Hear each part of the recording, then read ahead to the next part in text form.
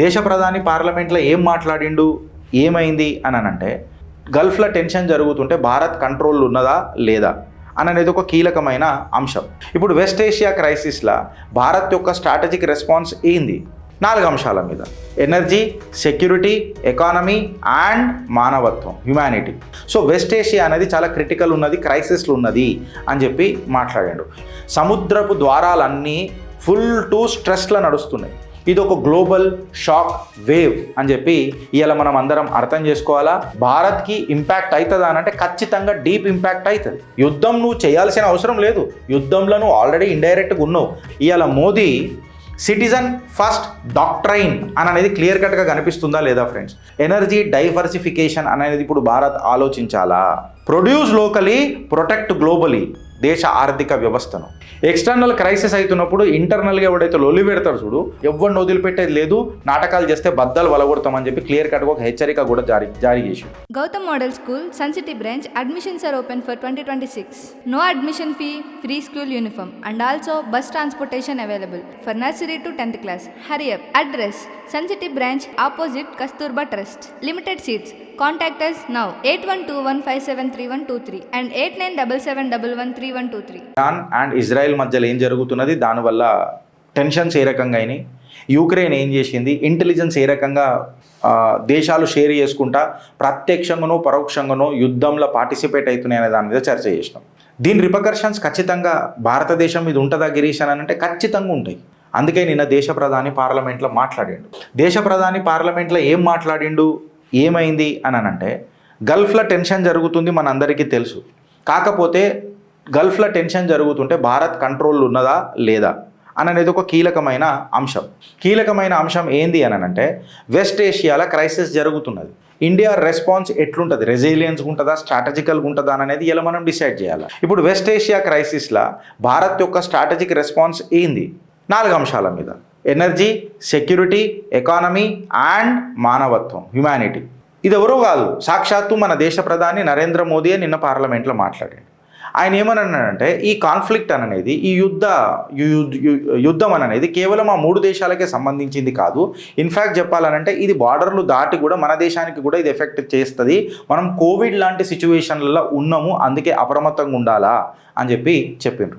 ఇప్పటి నుంచి ఈ యుద్ధము 3 వారాల పాటు దాన్ని సస్టైన్ చేసుకుంటా యుద్ధం ఇంకా పెరగనికనే ప్రయత్నం చేస్తుంది కానీ తగ్గుతలేదు.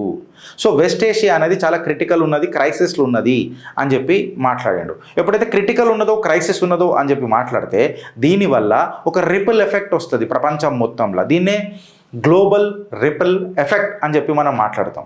ఏ పర్స్పెక్టివ్లలో? Energy, security, economy and humanity. ఏ రకంగా గిరీష్ అని అంటే సముద్ర మార్గాల అన్నిటి మీద ఒక పెద్ద ఛాలెంజ్ అయింది, ఒక పెద్ద మనకు బాధ కలిగించేటట్టు, మచ్చ కలిగించేటట్టు కంప్లీట్గా యుద్ధం నడుస్తూనే ఉన్నది. అంటే సముద్రపు ద్వారాలన్నీ ఫుల్ టు స్ట్రెస్లో నడుస్తున్నాయి, హై బీపీ షుగర్లతో నడుస్తున్నాయి. ఇన్ఫ్యాక్ట్ చెప్పాలనంటే దీని మీద ఇమ్మీడియట్గా ఎంత తొందరగా డిఎస్కలేట్ అవుతుందో అంత తొందరగా మనం అందరం బయటపడతాం అని చెప్పి దేశ ప్రధాని నిన్న మాట్లాడాడు. అంటే ఇది ఒక రీజనల్ క్రైసిస్ అసలే కాదు, ఇది ఒక గ్లోబల్ షాక్ వేవ్ అని చెప్పి ఇవాళ మనం అందరం అర్థం చేసుకోవాలా. దేశాన్ని ప్రేమించే భారతీయులందరూ భారత్ వైపు నిలబడాలి. నేను ఒక పొలిటికల్ పార్టీకి నిలబడమని మాట్లాడతలే. అయితే భారత్కి ఇంపాక్ట్ అవుతుందా అని అంటే ఖచ్చితంగా డీప్ ఇంపాక్ట్ అవుతుంది.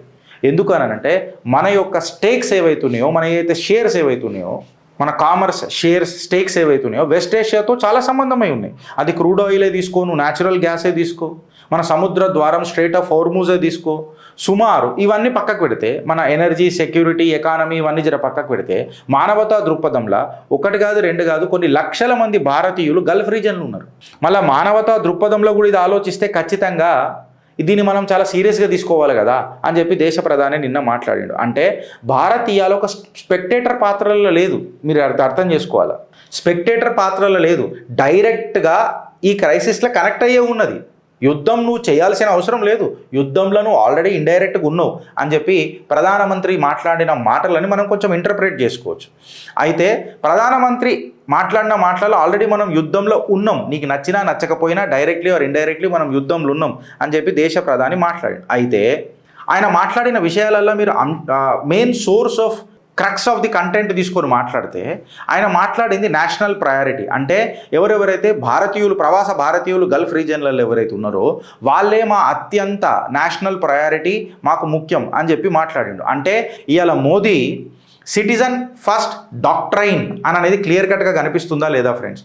ఆయన ఏమంటున్నాడు, నేను వేరియస్ పలు ఇంటర్నేషనల్ లీడర్స్తో కూడా మాట్లాడుతున్నా, ప్రపంచ దేశ నాయకులతో కూడా మాట్లాడుతున్నా, దీన్ని ఎంత తొందరగా అయితే తొందరగా డిసెంగేజ్ చేయాలని చెప్పి మాట్లాడుతున్నా అని చెప్పి మాట్లాడుకుంటేనే దేశం యొక్క సిటిజన్స్ ఎవరెవరైతే ఉన్నారో చూడు, భారతీయులు ఎవరెవరైతే ప్రవాస భారతీయులు అక్కడ ఉన్నారు చూడు, వాళ్ళందరికీ 24/7 కంట్రోల్ రూమ్లు, ఎమర్జెన్సీ హెల్ప్ లైన్లు, ఎంబసీ లెవెల్ ఇంటర్వెన్షను హెల్ప్లు ఫర్ వాళ్ళ యొక్క సేఫ్టీ కోసము ఖచ్చితంగా భారత్ సర్కార్ సహాయం చేస్తుంది అని చెప్పి చెప్పిండ్రు.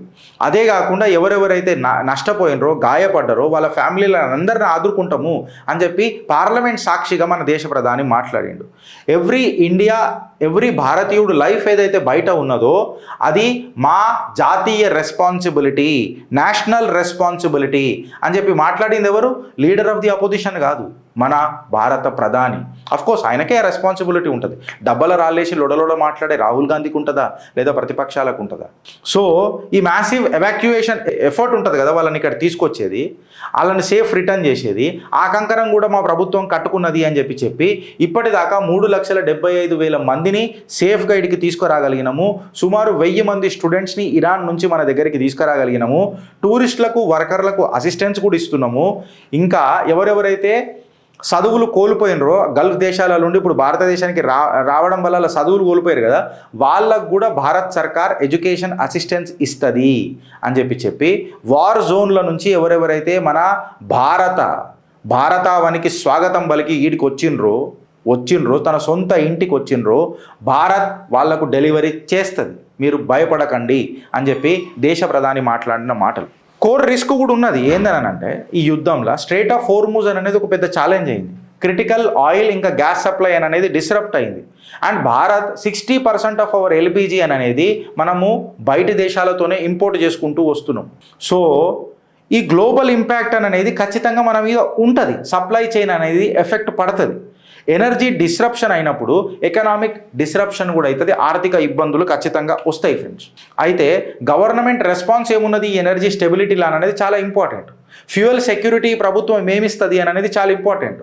Continuous supply petrol, diesel, LPG, మళ్ళీ మన నిత్యావసర వస్తువులకు మన పనులు చేసుకోనికే ఇది అవుతుందా లేదా అని అనేది చాలా ఇంపార్టెంట్. మళ్ళీ డొమెస్టిక్ ప్రొడక్షన్ పుష్ అవుతుందా, ఏమవుతుందా అని అనేది అది కూడా ఇంపార్టెంట్. ఎందుకంటే న్యాచురల్గా డొమెస్టిక్ పుష్ లేకపోతాయి, ఇండస్ట్రీస్ మొత్తం పోతాయి కదా.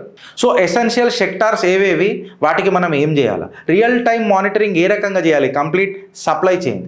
ఎండ్ ఆఫ్ ది డే ఏదైతే ప్యానిక్ సిచ్యువేషన్ వస్తుందో దాన్ని ఎట్లా కౌంటర్ చేయాలి, ఈ షార్టేజ్ని ఎట్లా కౌంటర్ చేయాలి, controlled supply without any scams ముంగటికి ఎట్లా తీసుకుపోవాలి అని చెప్పి ఆలోచిస్తే నరేంద్ర దామోదర్ దాస్ మోదీ మన దేశ ప్రధాని క్లియర్ కట్గా ఒక మాట్లాడింది. ఏందనంటే ఎనర్జీ డైవర్సిఫికేషన్ అనేది ఇప్పుడు భారత్ ఆలోచించాలా. ఇవాళ డిపెండెన్స్ అనే కాన్సెప్ట్ నుంచి మనము డైవర్సిఫికేషన్ అనే ఆలోచన వైపు అడుగులు వేయాలా. మనం ఇంపోర్ట్ సోర్సెస్ ఏవైతే ఉండే చూడు, whether it may be LPG or crude oil, ముందు మనం కేవలం 21 కంట్రీస్ నుంచే తీసుకుంటుండే, 21 దేశాల నుంచే తీసుకుంటుండే, అది ఇవాళ 41 దేశాల నుంచి తీసుకుంటున్నాము అని అంటే ఇవాళ మన డైవర్సిఫికేషన్ ఎంత గట్టిగా ఉందో చూడుండ్రి. స్ట్రాటజిక్ పెట్రోలియం రిజర్వ్స్ ఏవైతే ఉన్నాయో అది 5.33 మిలియన్ మెట్రిక్ టన్స్ నుంచి 6.5 మిలియన్ మెట్రిక్ టన్స్కి ప్లాన్ చేస్తున్నాము అని చెప్పారు. అంటే 6.5 మిలియన్ మెట్రిక్ టన్స్కి ప్లాన్ చేస్తున్నారు అని అంటే ఖచ్చితంగా రిఫైనింగ్ కెపాసిటీ కూడా పెంచుతున్నారా లేదా అని అనేది మీరు ఆలోచించాలి. అంటే గ్లోబల్ సప్లయర్ ఎంగేజ్మెంట్ని భారత్ ఇలా చేస్తుంది. సారాంశం ఏంది, డైరెక్ట్గా మాట్లాడాలంటే మనం ఎవరి మీద డిపెండ్ అవుతలేము, డైవర్సిఫై చేసుకుంటున్నాం మొత్తం. ఈ ఎనర్జీ పుష్ అనేది దేశ ఆర్థిక అభివృద్ధిలో చాలా కీలకమైన పాత్ర పోషిస్తుంది ఫ్రెండ్స్. ఎట్లా అనంటే నువ్వు ఆయిల్ డిపెండెన్సీ జర తగ్గించుకున్నావు అనుకో, నీ 4x రిజర్వ్స్ పెరుగుతాయి. ప్రతిది కూడా నువ్వు రూపాయలలోనే కడతలేవు, కొంచెమో గొప్పనో డాలర్లలో కూడా నువ్వు 4x చేస్తున్నావు.